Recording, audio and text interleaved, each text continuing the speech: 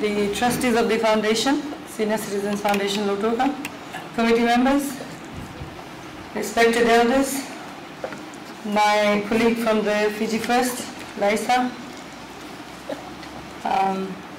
the children who are here this morning for their performance. Ladies and gentlemen, Nisambula Vinaka, Namaste, Assalam, and a very good morning to you all. First and foremost, allow me to thank you for your words of welcome, and of course, the children for the wonderful performance. And if I may say, it's always a good feeling to come back to the West, to the bright sunny days, and to see the familiar faces around. I just called Suva this morning and I was told that it's pretty wet and dirty there. It's raining in Suva. So this is a wonderful sight. And also to the trustees and the committee, thank you for the honor given to me to officiate at your function this morning.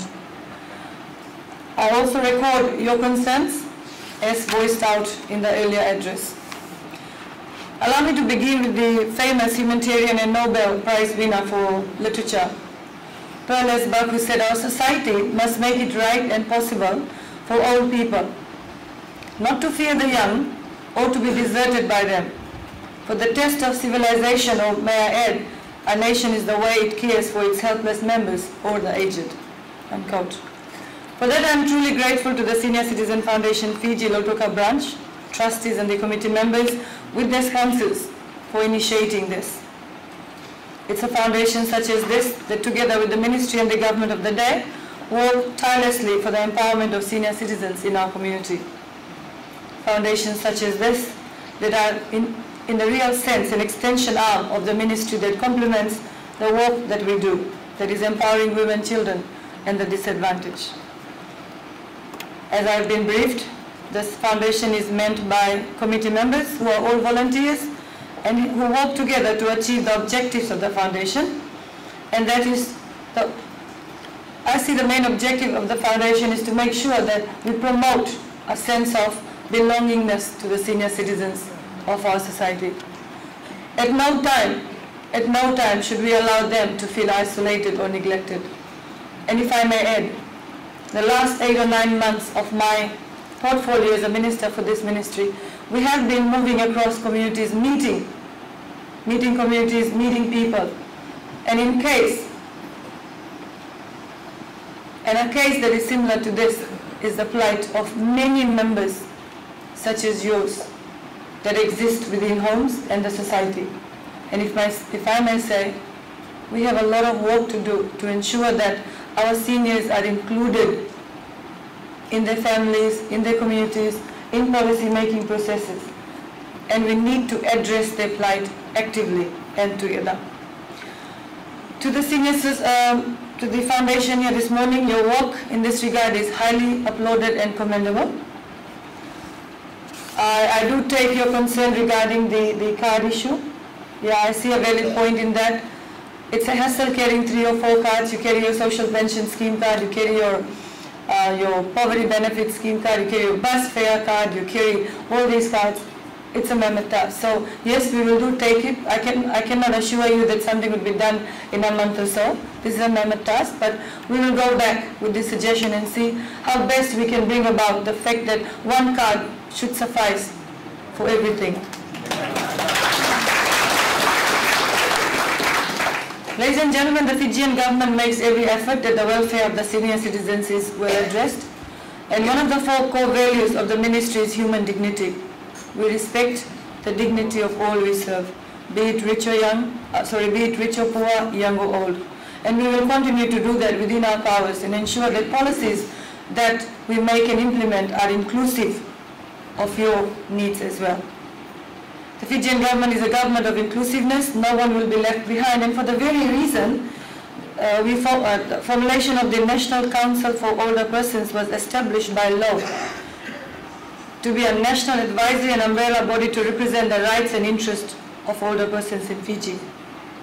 The National Council of Older Persons aims to strengthen the partnerships between government ministries, families, community-based organizations, traditional village communities, NGOs, civil societies, and the private sector to create a protective, healthy and supportive environment for the older persons. I know some of you will argue that the reality at the ground level is different. Senior citizens do not get treated fairly. That's a fact. We'll have to accept that fact. Okay? Be it in the form of your traveling. I mean, I do agree that senior citizens need to be given a special place in public transport. So that is something that we can also look at negotiating with the transport sector. When you go down to hospitals, the waiting time, we can work on that as well. Okay?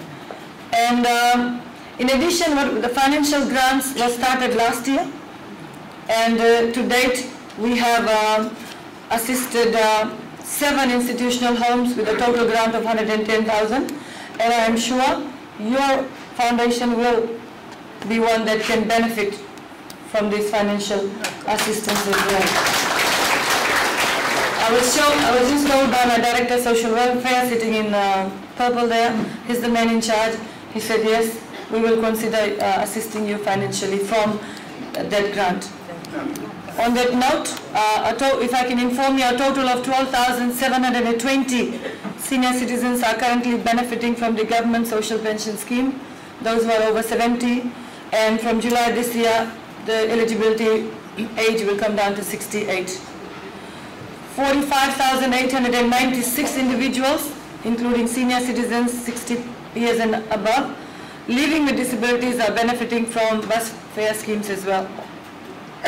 The senior citizens pay only 50% of the bus fare, while persons with disabilities travel for free. An area of concern for us, and I think the concern for the committee here this morning, is the fact that families are not taking full ownership and responsibility for the welfare of our senior citizens. And if I may reiterate what was said, we should and we must not forget that one day all of us will go through the same aging process. And it is very important that our younger generation, who do not want to take responsibility for those that have aged, realize this. Okay? Youth will not stay with anybody.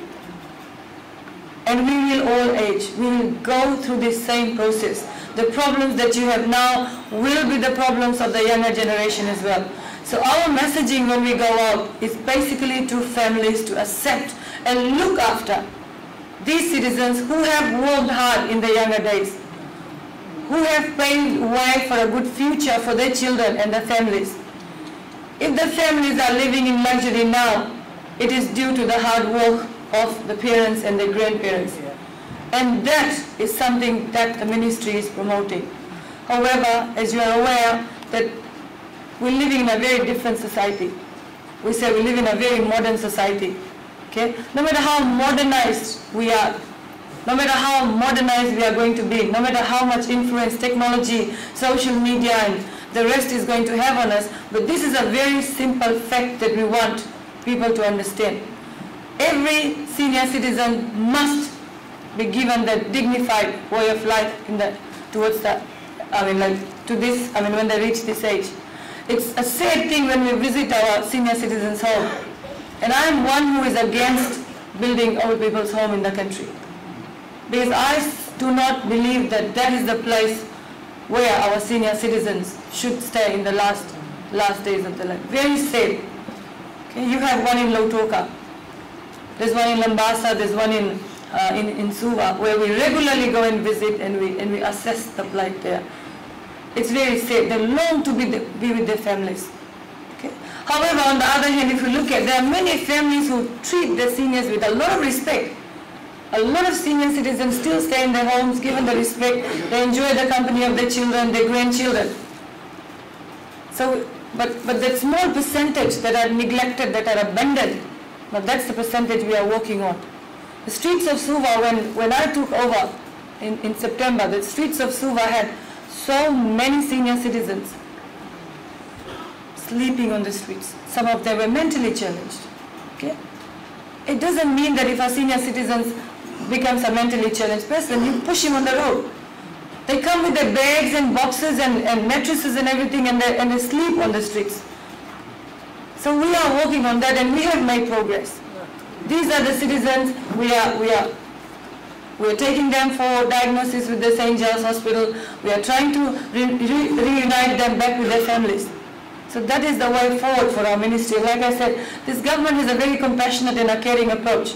And we will make sure we deal with these cases on individual basis. But foundations such as yours would be very helpful to bring such cases to us. And I can assure you that these cases will be given priority. We have given it a priority and we will give it a priority. And we will work with families to ensure that your place in the family is maintained. You cannot be pushed out of the home that you built. We have cases where your children push them out of their own homes simply because you've lost that earning power now. You do not have the health that you had when you were young. That is not the sign of a good society. So that is the message that we would like to give to the families and the younger generations. So yes, like I said, the area of concern is the increasing cases where older people have been abandoned, abused inside their own homes and treated with cruelty. The National Aging Policy, through the National Council of Older Persons, will ensure that the empowerment of senior citizens in their homes and communities will continue. And the ministry will continue to urge families to look after the welfare of the senior citizens, showing them respect, care and compassion. Because we believe that the senior citizens have contributed a lot to the development of their homes, their communities and the nation as a whole. And we cannot simply ignore that.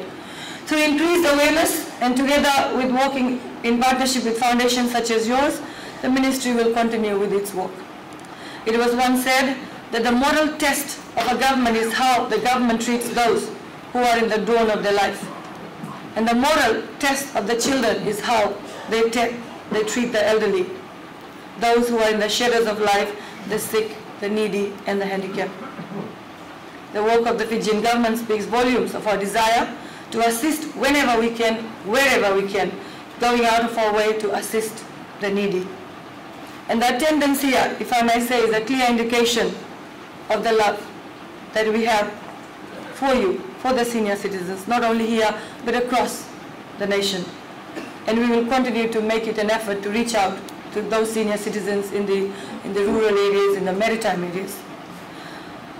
May I once again applaud the tremendous work of the members of the foundation, the trustees, that through their selflessness, they have decided to make life a little better, even maybe exceptionally better for the senior citizens of Lautoka. In concluding, once again, if I may say, that one day we all will come to the aging stage of our lives. So together, we have to work towards building a resilient, caring, and a compassionate society and communities for all those who are going to come of this age soon. Ladies and gentlemen, with these few words, I have the greatest pleasure in officially launching your Senior Citizens Lautoka Foundation. May God bless you.